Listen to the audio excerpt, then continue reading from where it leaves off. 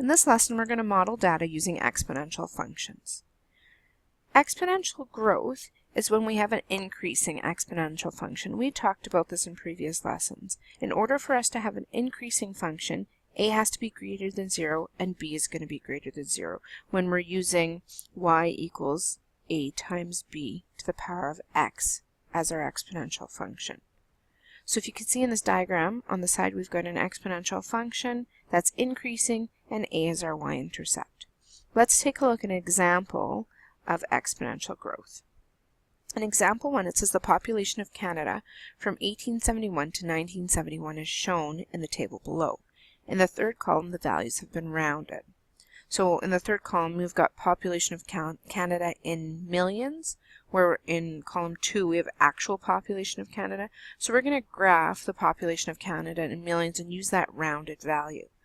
The other thing we're going to change is instead of using the years that they're given us, we're going to use 1871 as year 0, 1881 as year 1, and so on. So we know what each of those values corresponds to. So that year column L1 and then L2 here is going to be our population in Canada. Alright, so our instructions here are say, using graphing technology, create a graphical model and an algebraic exponential model for the data. Assuming that the population growth continued at the same rate to 2011, estimate the population in 2011 and round your answer to the nearest million. Alright, so we're going to go through these steps. First of all, take out your calculator and put these years 0 to 10 into L1, and L2 should be the population. Now I've gone ahead and done that already, so if you want to press pause on the video, you can go ahead and do that with your calculator as well. So remember, go into Stat 1 and put in everything into L1 and L2. Once you've done that, make sure your plots are on. You can hit y equals and see that plot 1 is highlighted. If not, you can highlight it, or you can go into the Stat Plot menu and turn it on there. Once that's on, hit Zoom 9, and you can see our scatter plot there. Okay. Now, from there, we can get our regression. But before we do that, okay, let's take a look at our notes again on the next page here. We're given some space to write out what we need here. So for A, it says using graphing technology, create a graphical model and an algebraic exponential model for the data. Now, in order to do that, we need to use the regression here. So on our graph, we know that the year is going to be our x value, and the population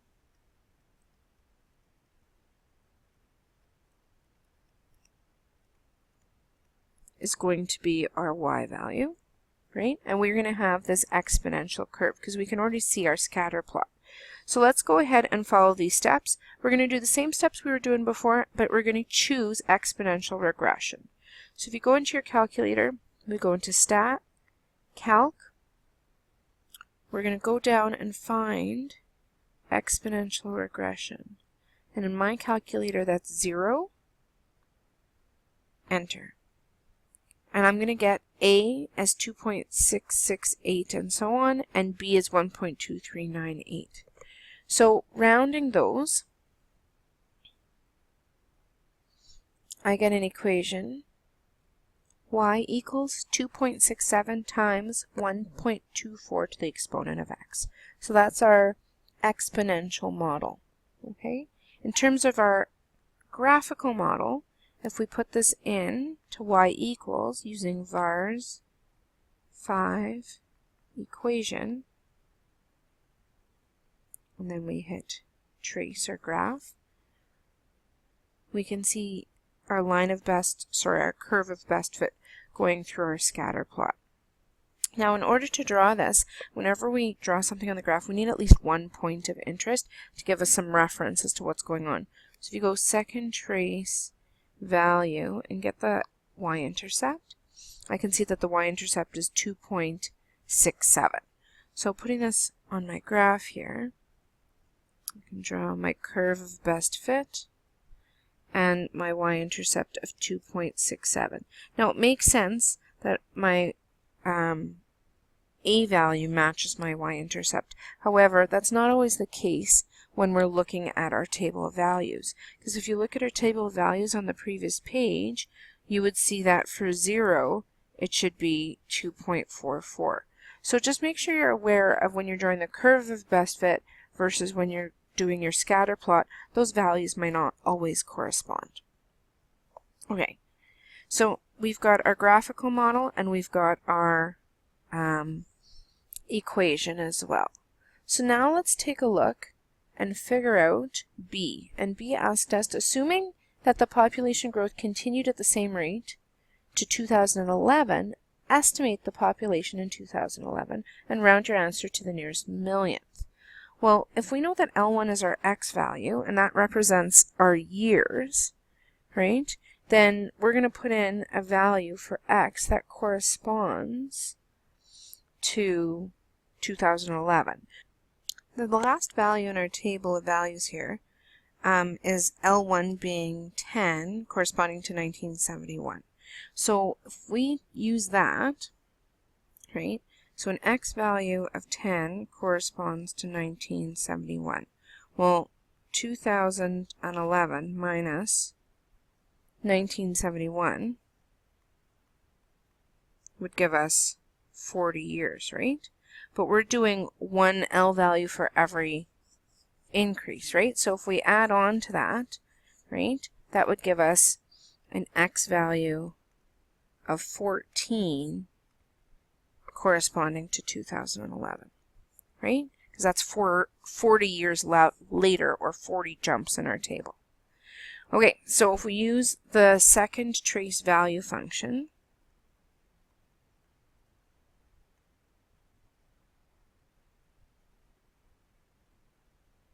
we can put in a value of X being equal to 14.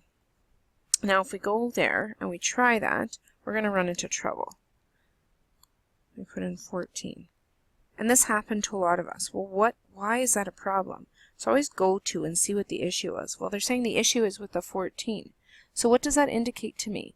Well, check your window. That's always the first place you should check, because it could be that 14 doesn't exist within our window. And that is in fact the case, because an X value, the maximum X value in my window is 11. So I'm going to increase my X value so that at least it accommodates that. Now if you hit trace, we just need to make sure that it goes high enough so that we could see 14. Well, let's see if that works. Second trace value, an X value of 14. Well, I can't see it, but it's giving me at 54.15 here. So if I want to change my Y max only goes to 24. So let's change it to 60 and trace. Now we can definitely see the rest of the graph. So if I go second trace value, X is 0, not 0, sorry, 14. There it is. You can see it blinking right at the top there. Okay, so that means that in year 2011, the predicted population, if it continues with the same path that it's been going, will be, or because this is in the past, we know what 2011 is, 54.15 million. Now, if we wanted to do it for today's date, we would have to put in, instead of 14, right, that would be 2011, we want maybe 10 years later, maybe we want what 2021 would be, right? So add another 10 years to that and see what that would be. And you can keep going and seeing, using the same scatter plot idea and figuring out what's happening there. Okay, so let's go ahead and finish this off. This gave us a predicted value of 54.154 and so on. So that would be, our answer would be therefore 54, and it was rounded to 2 decimal places, so 54.15 million would be the population in 2011. And we can go and check statistics and see if that actually matches. All right. Another way you can do this is using your equation. So if you plugged in into this equation here and put in an X value of 14, you can try that out and you should get the same answer. It might be off by rounding a little bit, but you should get the same 54 million. All right, let's try another example. Okay, the next example we're looking at is looking at exponential decay. Now, exponential decay just means that our function is decreasing. Okay, so you've got something that starts high and goes lower and lower and lower to the point where it is approaching zero but not at zero, right? Now, for both the exponential growth and exponential decay, you have to decide what matters in terms of the quadrants we're dealing with, because sometimes for exponential decay, all we're looking at is the point where it crosses the y-axis and then decays from there. But it depends on the situation, right? And depends what we're defining as zero. Like in the previous example, it was exponential growth, but our zero wasn't times zero, it was just where we started our graph. We started at 1871. So there was actually times before that, and we would consider negative times anytime before that year. So those are possibilities depending on what we're being asked. So just be very aware of what you're defining as your zero. All right, let's take a look at an example of exponential decay. Sonia did an experiment to determine the cooling curve of water. She placed the same volume of hot water in 3 identical cups. Then she recorded the temperature of the water in each cup as it cooled over time. Her data for the 3 trials is given as follows. So there's 2 ways of doing this. You can either take all of your data and find the mean, so find the average temperature in time 0, find the average temperature at time 5, and so on, and create a new column with your average temperatures, and then you can graph that as your scatter plot against the time. The other way of doing this is putting all of this data into your one single scatter plot, and then your curve of best fit will do the mean calculation for you. And that's the way I'm going to do this right now. What that also means is that you're going to have 3 points, like at time 0, you're going to have 3 points, 80, 75, and 78, that are very close together. When we draw the curve, it'll take the mean for you. Then what you're going to do is find the regression function, and then B says, estimate the temperature of the water 15 minutes after the experiment began, and round your answer to the nearest degree. C, estimate when the water reached the temperature of 30 degrees Celsius, and round your answer to the nearest minute. Alright, so I've taken the time to put all of this into my graphing calculator already.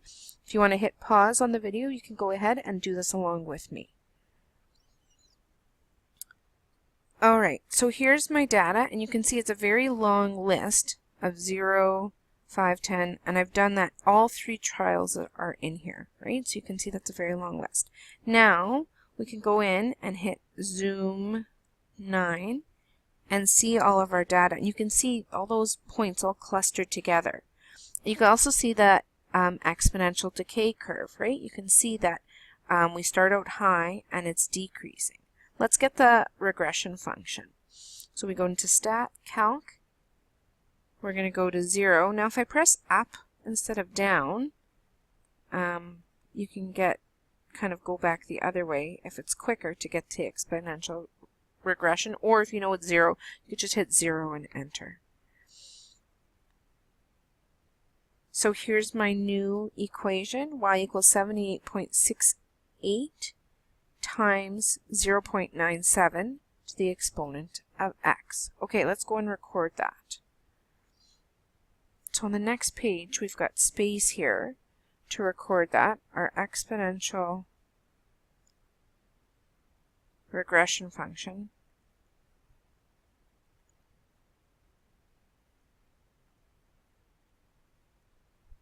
is right there. Okay, now our curve here, our curve of best fit, we've got our temperature on our y-axis measured in degrees Celsius.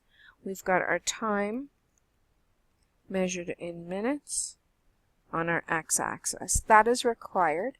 And then you're going to draw your curve of best fit. Well, let's see what that's going to look like. So if we go into y equals, we can paste that function in and hit trace, and we can see right there. Now this dotted line on my curve means that my function isn't actually low enough. If I look at my window, my y minimum is 13. So let's change my y minimum, I don't know, to like -2 so I can see that line there. If we hit trace,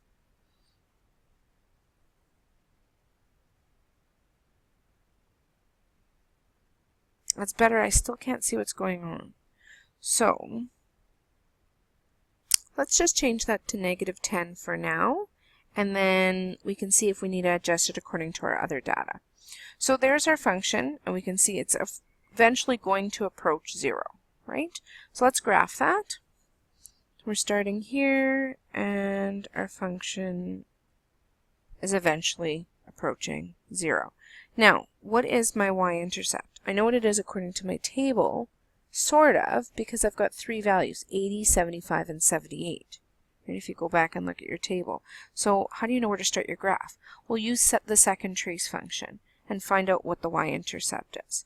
So if we do that, second trace value 0, and we can see that that's at their rounding here and finding the mean 78.68.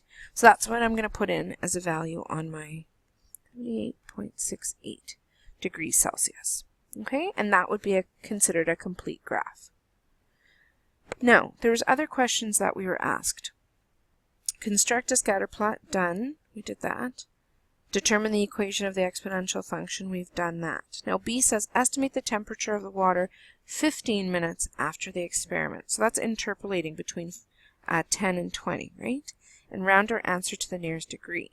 So that's putting in a time and getting back. So putting in an x value. So for B, we're going to put in under second trace value, and this is what you're doing as part of showing your work, right? That x is equal to 15, and we're going to see what the corresponding y value is, and that would give us a temperature, right?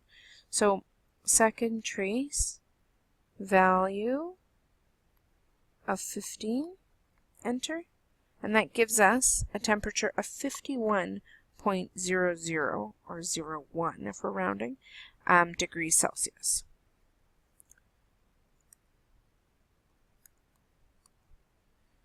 So therefore 51.01 degrees Celsius, and those units are very important.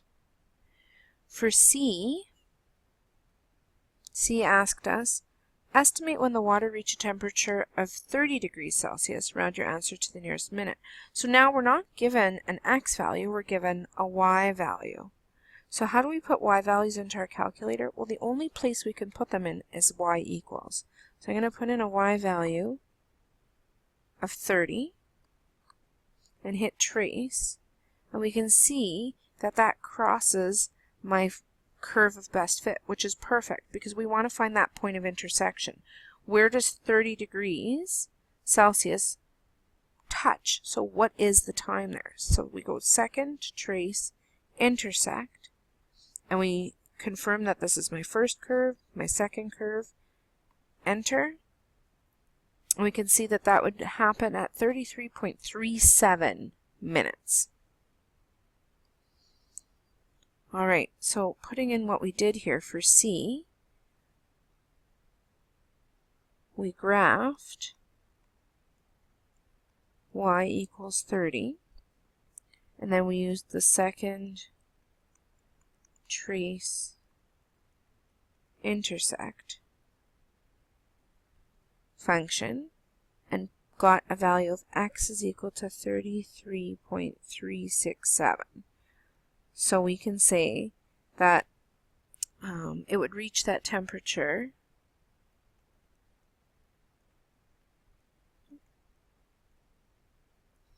(30°C) at 33.37 minutes.